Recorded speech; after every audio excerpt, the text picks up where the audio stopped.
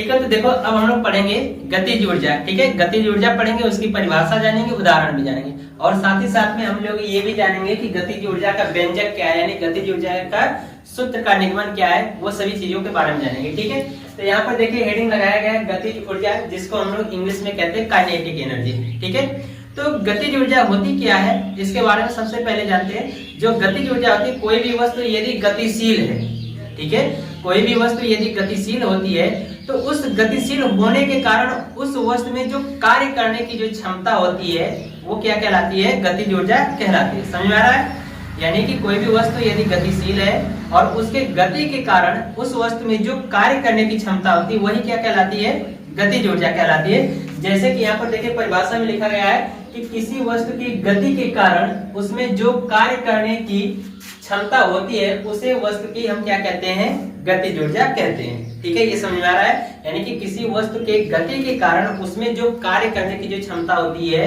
वो क्या कहलाती है, गतिज ऊर्जा कहलाती है। ठीक है, जैसे उदाहरण में यहाँ पर समझिए कि गतिशील कार्य, गतिशील कार्य का मतलब कि यदि कोई कार्य गतिशील है तो उसके द्वारा जो कार्य करने की जो क्षमता होगी वो क्या कहलाएगी, गतिज ऊर्जा कहलाएगी। उसी तरह से बहता हुआ पानी है, अगर कोई पानी बह रहा है, जैसे झरने का पानी है, नदी का पानी है, तो ये क्या होते हैं, हमेशा गतिशील होते हैं। तो ये किसके, इसमें जो कार्य करने की जो क्षमता होती है वो क्या होती है, गतिज ऊर्जा कहलाती है। यदि बहता हुआ पानी है तो उसमें यदि हम भारी लकड़ी का टुकड़ा फेंक दें तो वह लकड़ी का टुकड़ा एक जगह से दूसरी जगह तक चला जाता है। ठीक है, पहले क्या हुआ करता था, जब जंगल में लकड़ियों कटाई हुआ करती थी तो लोग हाथियों से क्या करते थे, लकड़ियों को ढुआते थे।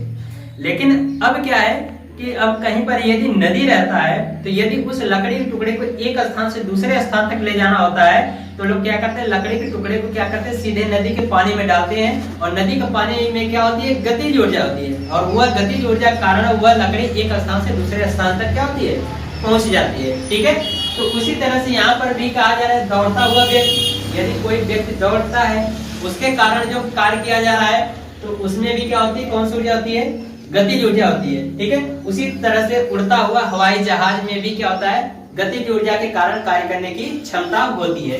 तो ये रहा हमारा गतिज ऊर्जा के उदाहरण। ठीक है, अब हम लोग जानेंगे कि गतिज ऊर्जा का व्यंजक क्या है, यानी गतिज ऊर्जा का सूत्र क्या है, उसका हम लोग निगमन करेंगे। ठीक है, तो सबसे पहले हम लोग मान लेते हैं कि माना कोई एक वस्तु है जिसका द्रव्यमान कितना है, m है, और वह कौन सी अवस्था में है, विराम अवस्था में, यानी कि वह अपने विरामावस्था में रुकी है, और उसको हमें गतिशील कराना, क्योंकि गतिज ऊर्जा का व्यंजक प्राप्त करना है तो हमें क्या करना होगा, उस वस्तु को गतिशील कराना होगा, तो हमें उस वस्तु पर बल लगाना पड़ेगा। तो जब F न्यूटन का बल लगाएंगे तो वह अपनी प्रारंभिक अवस्था से गति अवस्था में, यानी विराम अवस्था से गति अवस्था में आ जाएगा। तो जब गति अवस्था में आएगा तो वस्तु का अंतिम वेग v और त्वरण जो उत्पन्न होगा वो a होगा।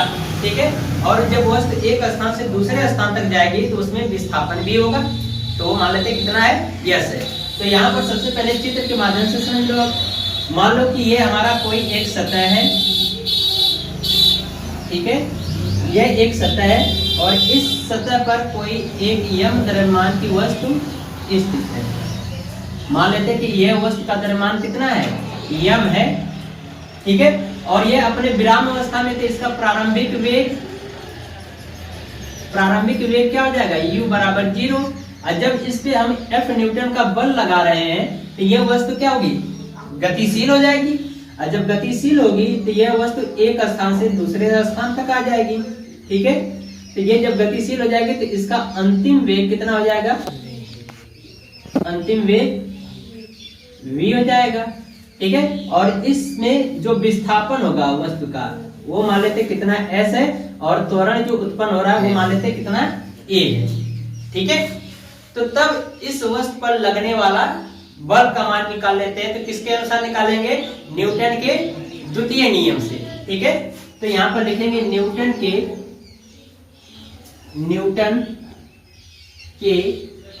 द्वितीय नियम से। तो न्यूटन का द्वितीय नियम क्या है, F बराबर m इंटू ए, F बराबर m इंटू ए।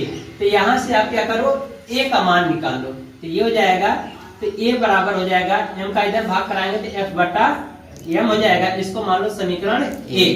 अब हम लगाते हैं यहाँ पर गति का तृतीय नियम, तृतीय समीकरण। यहाँ पे लिखेंगे गति का या गति के तृतीय समीकरण से। तो गति का तृतीय समीकरण होता है v स्क्वायर बराबर u स्क्वायर प्लस 2as, ये होता है। अब यहीं पर क्या करो, मान रख दो।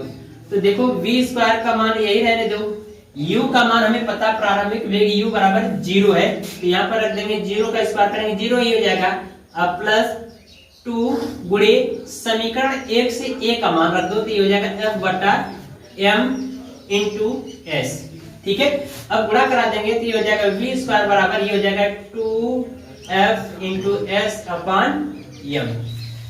m का इधर गुणा करा दो, 2 का भाग करा दो। ठीक है, तो ये देखो कितना हो जाएगा, ये हो जाएगा आपका 2f इंटू एस बराबर mv स्क्वायर हो जाएगा। 2 का भाग करा देंगे तो इसको हम लिख सकते हैं f इंटू एस बराबर 1/2 mv स्क्वायर। और ये हमें पता है कि कार्य w बराबर क्या होता है, f इंटू एस होता है। तो f इंटू एस की जगह पे हम क्या रख सकते हैं, w। अब ये हो जाएगा w बराबर 1/2 mv स्क्वायर। अब हम क्या करेंगे, कार्य ऊर्जा प्रमेय से देखेंगे। तो यहाँ पे लिखेंगे कार्य ऊर्जा प्रमेय से। तो कार्य ऊर्जा प्रमेय क्या होता है कि कार्य ऊर्जा प्रमेय ये कहता है कि जो किया गया कार्य होता है वो गतिज ऊर्जा के मान के बराबर होता है। तो अतः हम कह सकते हैं कि जो कार्य W है वो किसके बराबर होगा, गतिज ऊर्जा के बराबर होगा। गतिज ऊर्जा को हम लोग यहाँ से किससे प्रेजेंट करेंगे, K से। तो अब यही W की जगह पे हम क्या लिख सकते हैं, K लिख सकते हैं। तो हो जाएगा K बराबर 1/2 mv स्क्वायर। यही हमारा क्या कहलाता है, गतिज ऊर्जा का व्यंजक कहलाता है। बिल्कुल सिंपल तरीके से करा दिया। ठीक है।